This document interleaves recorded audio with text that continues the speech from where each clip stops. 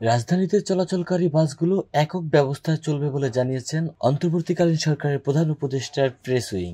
মঙ্গলবার ২৬ আগস্ট দিবাগত রাতে প্রধান উপদেষ্টার ভেরিফাইড ফেসবুকে বিষয়টি নিয়ে একটি বিবৃতি প্রকাশ করা হয়েছে। সেখানে বলা হয়, ঢাকার বাস পরিবহন দীর্ঘদিন ধরে কোনো নিয়ন্ত্রণ ছাড়াই চলাচল করছে।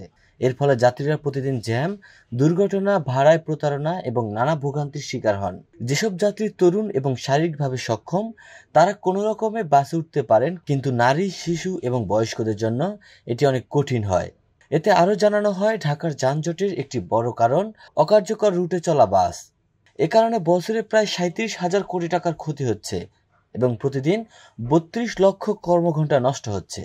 প্রেস উইং জানায়, সব বাস একক একটি ব্যবস্থার অধীনে চলবে।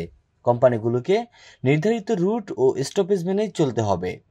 এর ফলে রুট শৃঙ্খলা ও ভালোভাবে পরিচালিত বাস সার্ভিসের মাধ্যমে সার্বিক যানজট, ভাড়ায় প্রতারণা এবং বিশৃঙ্খলা কমবে। যাত্রীদের জন্য নিরাপত্তা ও স্বাচ্ছন্দ্য বাড়াবে এবং গণপরিবহন হবে আরও কার্যকর।